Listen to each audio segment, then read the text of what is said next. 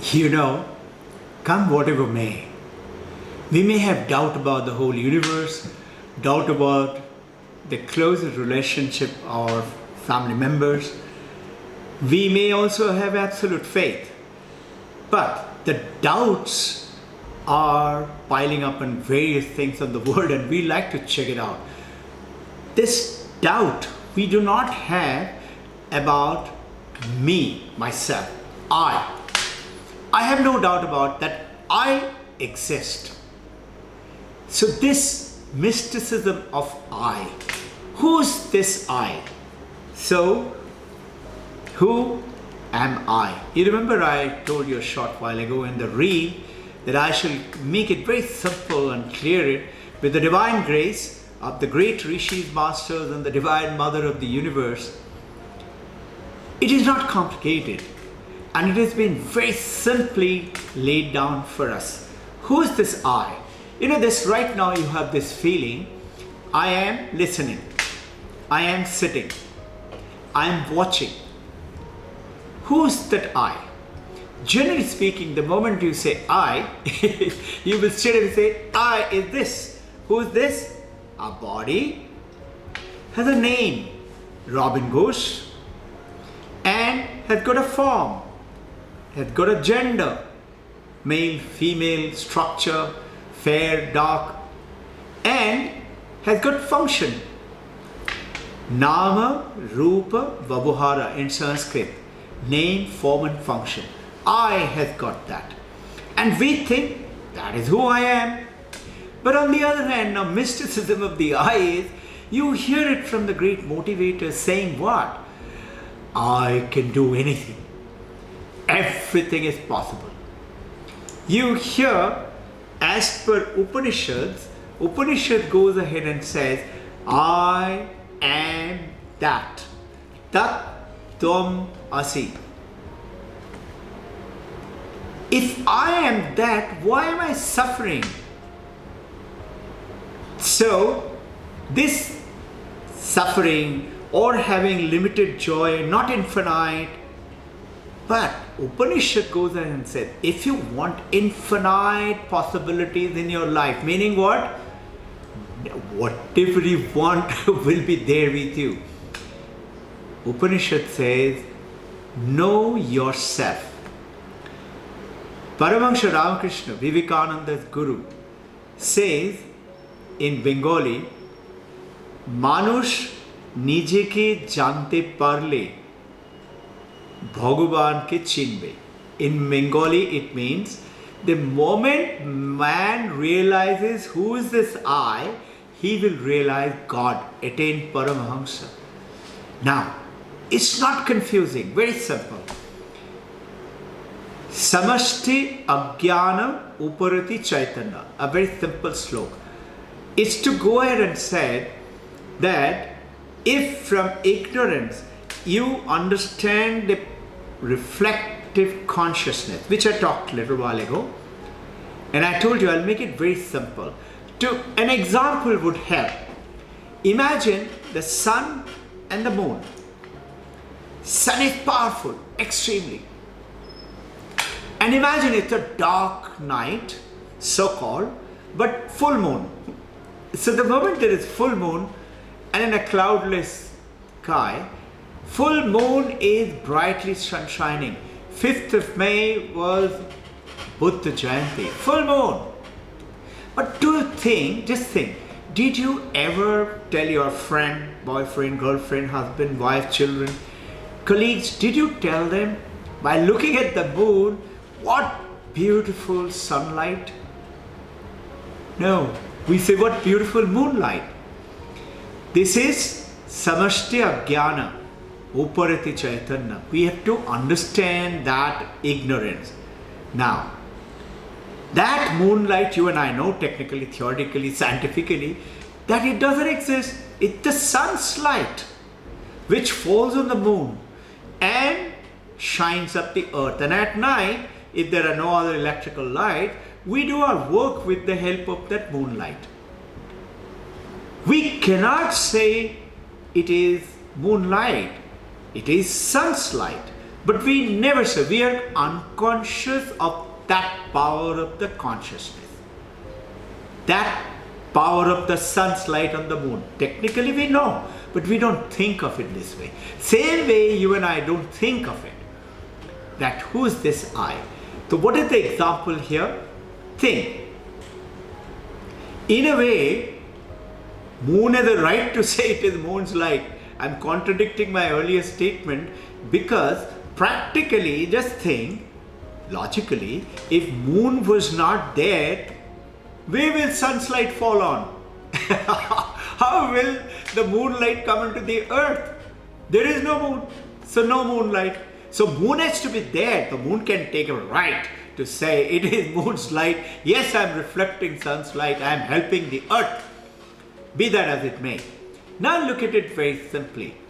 Sun, we have heard that we human beings have got a physical body, Thula Sharir. We got a Sukshma Sharir. Sukshma Sharir has got Pranamaya Kosha, Annamaya Kosha, Jnanamaya Kosha, Vijnanamaya Kosha, Anandamaya Kosha. These are the Pranamaya, Manomaya, Jnanamaya, Vijnanamaya, and God, that beautiful cosmic eye. These are the 5. These are called sheath. But in very simple, we have a physical body, we have a Sukshma body. Sukshma body has got what? Fine body. Sthula Sharir is physical body. Fine body is Sukshma Sharir. What is it? Mind, intellect, memory and ego. 4 things. Mind, memory, ego and intellect. So right now, understand it this way and I'll come back to the meaning of it. So that mind is actually like the moon. Sun's light falls on the moon to give light to the earth. Now it is the consciousness which is empowering the mind, and that is called reflective consciousness. Little while ago I told you in the reel, I'll explain to you. Reflective consciousness is like the moon. Now, in the state of the mind, if the mind is in sparkling clear, flawless and beautifully shining and relaxed and controlled, reflective consciousness is very powerful. But if the mind is disturbed, mind is stressed out, so the reflective consciousness which gives you the feeling of I. Who gives you the feeling of I? You and I have been doing the Vedanta. It's not the physical body, not the name, but it is the consciousness. But it is right now the feeling of I am sitting here, I am talking, I am listening, I am watching, I am doing, is not the consciousness. Wrong. It is the reflective consciousness, which is giving us the feeling through the mind, by shining through the mind, empowering the mind and giving it to the brain. Mind is powering the brain. Brain is powering our 5 senses through the 5 apparatus and catching the world and grabbing it to ourselves.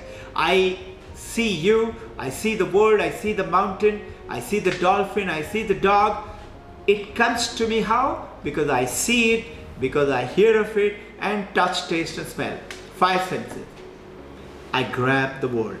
But 5 senses cannot work if there is no reflective consciousness, because that is what is through the mind is empowering. Now, the example is sun's light on the moon, lighting up the earth. Consciousness lighting up our mind. Mind is like the moon now.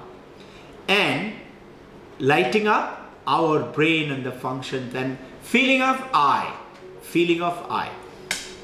How do you explain what is the relationship of this reflective consciousness with this body, with this mind, and with the supreme consciousness? A very good question, genuine question. What is the relationship of the reflective consciousness with this body, with this mind, and with this supremely powerful consciousness, which is I am that. I am that. That is the consciousness. Now, Drik Drishya Viveka goes ahead and explains it in the 2nd verse. Second chapter. What is it? Karmajan, Sahajan, Vrantijan. What is the relationship of the reflective consciousness with the body? Karmajan. With the mind? Sahajan. With the supreme consciousness? Vrantijan. What is Karmajan? With the body. As long as yours and my body is alive, I will do work and I will have that I-ness. I will say, this is my body or this is I. It will always come. It is the Vedanta's discovery. Karmajan. As long as we are alive and we have a body, we will say, this is I. Because of karma. Karmajan. Sahajan. Mind relationship. It's like, look at a mirror. You're looking into the mirror. What you see, have you ever realized we do not see our own face? Our eyes see everything excepting our own eye, excepting our own face. We can't see our face. You say, no, I see it in the mirror. No, what you see in the mirror is the image of your face. That is not your face. So, with the mind, the reflective consciousness, what is the relationship? Is the image in the mirror. Mirror is the mind and the reflection of the image is what you are seeing as I. But the true I is who? This face, which is not in the mirror. You are seeing the image of the mirror. True I is who? That I relationship is with the reflective consciousness, is the true consciousness. This is I, consciousness. But with the mirror, with the mind, what am I seeing? Is the reflection, which is reflective consciousness. Sahajan, very easy. Notice one thing. There is a great advantage in the mirror seeing your face. We think that is me. You beautify it, you shave and do whatever depending on how you want to utilize it. And it's Sahajan. And we think that is me. And we forget that there is actually this me. This me we forget. We think that is me and I try to beautify that by various things. Isn't it? It's Sahajan. So what is the advantage? You can see yourself in the mirror. Otherwise, I cannot see. If there was no mirror or no polished surface of water, I cannot see my face. I can only see it if there is a mirror. I can only see myself through the mind if it is lit by reflective consciousness. Are you understanding the relationship? Reflective consciousness to the body is Karmajan. To the mind is Sahajan. And with the supreme consciousness, which is Brahman, which is Advaita Brahman, which is Nirgun Brahman. What is the relationship? And Rigdishya Viveka goes ahead and tells us Vrantijan. What is Vrantijanam? Vrantijanam is in Himalayas, the monk call it in Hindi, they say Bevkufi ki matra hai sirf. It's absolute stupidity. Meaning what? This reflective consciousness, I have no relationship with that supreme I. You say, what? All this time, Robbin Ghosh has been telling us body, mind, consciousness, this is who we are. What happened now? I have no relationship with the consciousness? Vedanta says wrong. Vedanta saying, you have no relationship with the reflective consciousness. You are the consciousness. You and I are that. We are the consciousness. We have no relationship with the reflective consciousness. Reflective consciousness is because of the consciousness. Moon's light is because of the sun. Now, Karmajan. What happens if this body dies? When this body dies, what happens to that reflective consciousness?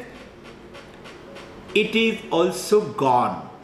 How? With the Sukshma Sharira. Remember Sthula Sharira, Sukshma Sharira, Karana Sharira. Three things. No? Physical body, fine body, and causal body. Now, Sukshma Sharira is Mano, Buddhi, Chitta, Ahankar. Mind, like intellect, like comprehension, like understanding, like memory. All those are functions of mind. Buddhi, understanding, not understanding, is Buddhi, intellect. And then ego. What is ego? Ego has, I told you in the reel, I have two parts. One is, ego is reflective consciousness, is ego. And the other part of the ego is I think I am this body and the mind. Two parts. I am this body and the mind is ego, and reflective consciousness is the other part of the ego. Two. And then call your memory, intellect, mind, and ego. They're the four functions of the mind. This mind cannot function if there is no consciousness. Through the reflective consciousness, mind works. The feeling of I right now which you have, I'm listening, I'm hearing, is that I. Now, what happens when I die? What happens to the Sukshma Sharira? Sukshma Sharira goes ahead and finds another body, another mind, and another birth by the Vedantic belief. Now, this Sukshma Sharir is like, imagine in a garden, you got 10 buckets and full moon or let's say bright midday. One little sun is shining in the water of every bucket. Everyone's bucket, one sun, but you see 10 suns now. Now, if one bucket is broken, meaning that body is broken, body needs to change, body needs to die, bucket needs to be changed. So the gardener takes that water and puts it into a new bucket. Understanding? He puts the water into new bucket. Notice he is only putting the water, but the new bucket takes the water, and notice that new sun is there reflecting on that too. Okay, so that is how the transfer takes place. With the body dying, mind makes another body and transfers into the new source. And cosmic, supreme consciousness is always prevailing. So understood, the sun, moon and the earth. A very simple example. Without the consciousness, there will be no reflective consciousness. Reflective consciousness gets empowered and empowers the mind. And that mind empowers through the brain, our body, and gives us the feeling of I. Feeling of I, Karmajan, Sahajan, Vrantijan. I hope you enjoyed. Do ask any question if you have.